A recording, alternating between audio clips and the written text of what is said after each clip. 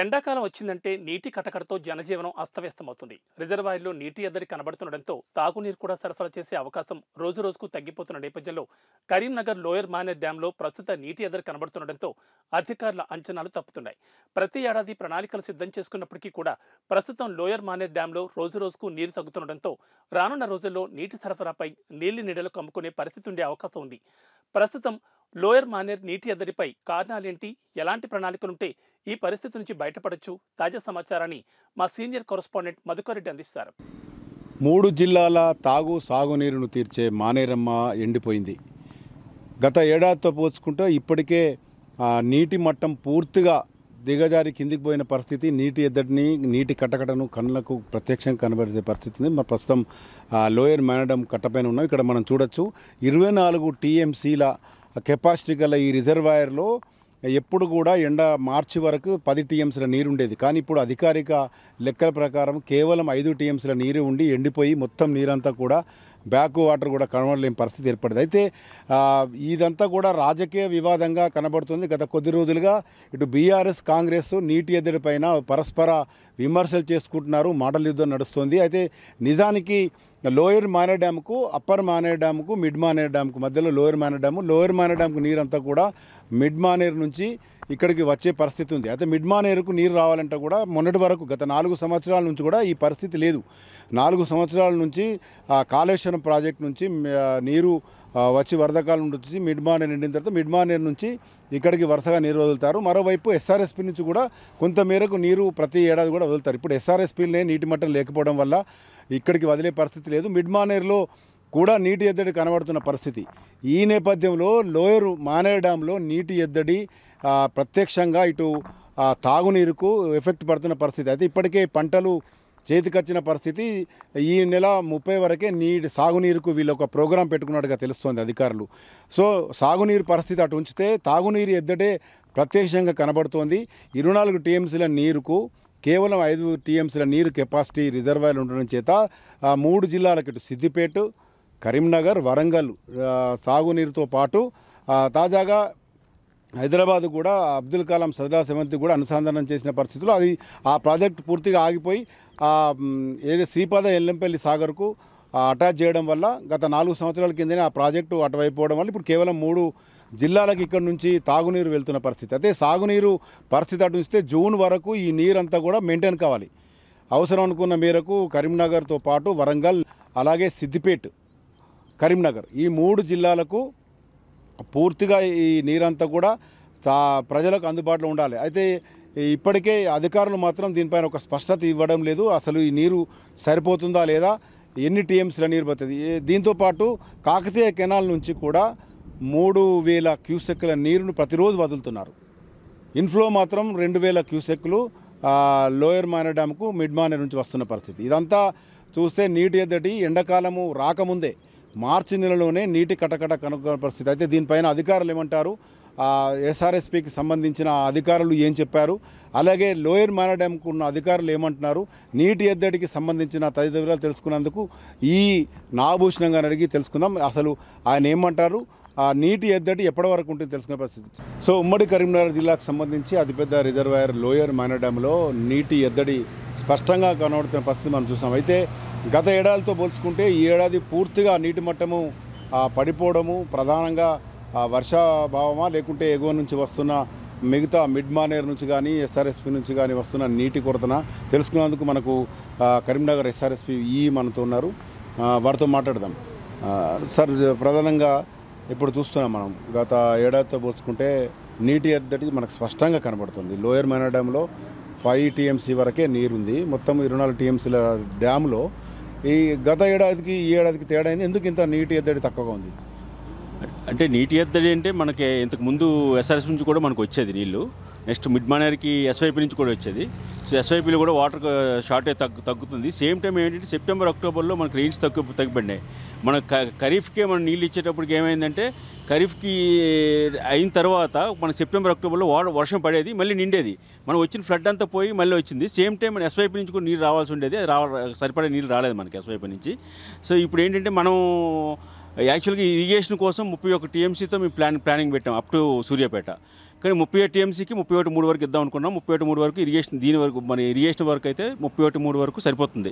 ఇప్పుడు డ్రింకింగ్ వాటర్కి ఏంటంటే మా దగ్గర 5 టీఎంసీ ఉంది, వాళ్ళ దగ్గర 9 టీఎంసీ ఉంది. మా మిడ్ మానేర్ దగ్గర వాళ్ళు మా ఇరిగేషన్ అవసరాలు పోగా 12 టీఎంసీ ఇరిగేషన్ డ్రింకింగ్ వాటర్కి అవసరం ఉంది. ఆ 12 టీఎంసీ మాకు 6.1 కావాలి జూలై 31 వరకు, వాళ్ళకి 5.8 టీఎంసీ కావాలి. సో 12 టీఎంసీ డ్రింకింగ్ వాటర్ వరకు ఎటువంటి సమస్య లేదు.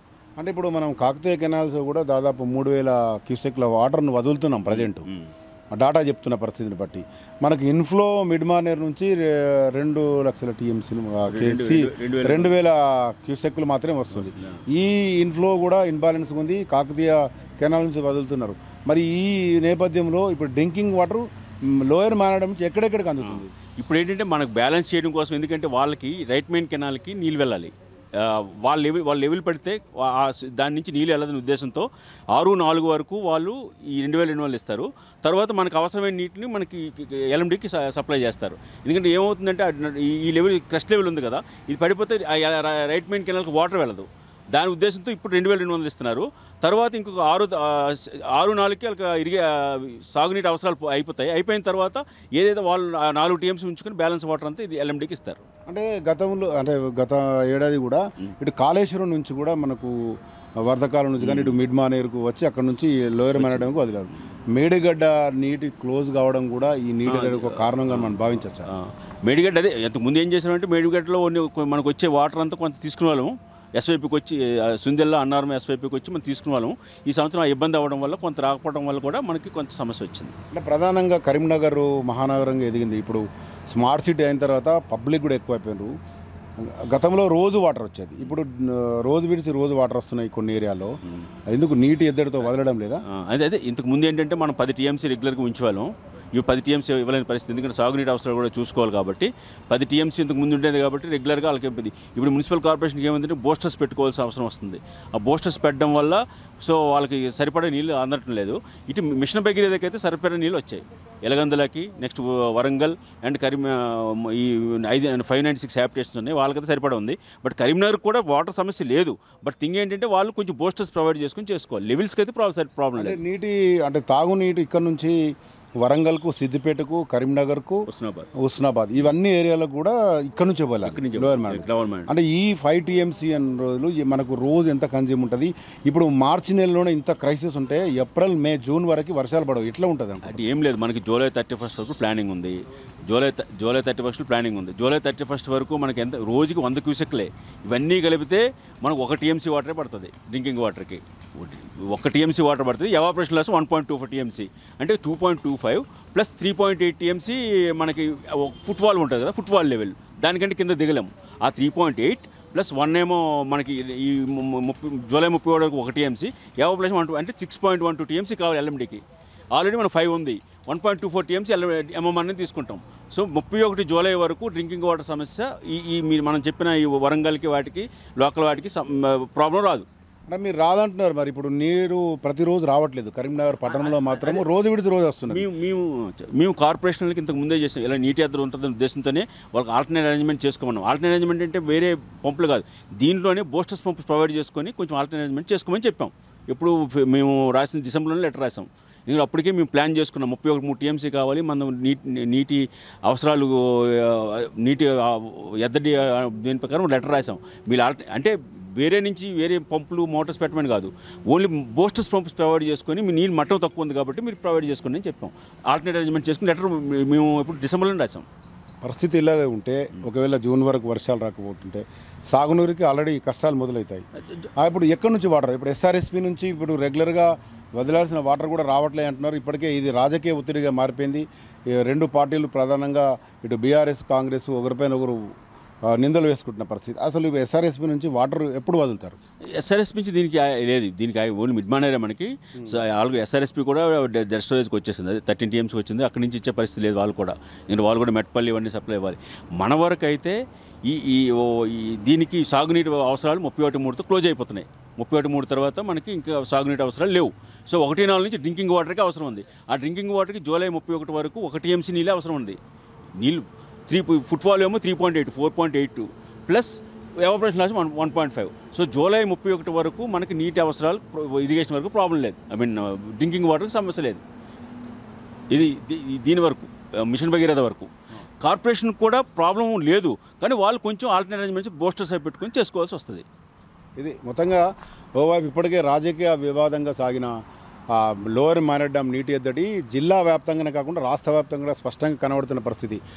మేడిగడ్డలో ఎప్పుడైతే ఒక మేడిగడ్డలో ప్రమాదం ఉంచిందని చెప్పి అక్కడ నుంచి వాటర్ అంతా కాల్ చేయడం జరిగింది. కాళేశ్వరం ప్రాజెక్ట్ నుంచి వచ్చే నీటి ఎఫెక్ట్ కూడా ఇప్పుడు ప్రధానంగా మనం చూడొచ్చు. గత ఏడాదితో పోల్చుకుంటే ఇక్కడ 10 టీఎంసీల వాటర్ ఈ మార్చిలో గత ఏడాది ఉంటే ఇప్పుడు 5 టీఎంసీల వాటర్ ఉంది. అదే తాగునీరుకి ఇబ్బంది లేదని చెప్తున్నప్పటికి కూడా ఒకవేళ జూన్ వరకు వర్షాలు కనుక పడకపోయి ఉంటే ఈ డెడ్ స్టోరేజ్కి వస్తే మాత్రం కామన్గా ఈ లోయర్ మానేర్ డ్యామ్ మీద ఆధారపడ్డ ఉమ్మడి జిల్లాతో పాటు ఇటు సిద్దిపేట, వరంగల్ ఇవన్నీ కూడా ఎఫెక్ట్ అయ్యే పరిస్థితి మనకు స్పష్టంగా కనబడుతున్న పరిస్థితి. మొత్తంగా ఇప్పటికే ఎండాకాలం మొదట్లోనే నీటి ఎద్దడి మాత్రం కనబడుతున్న స్థితిని మనం చూడొచ్చు.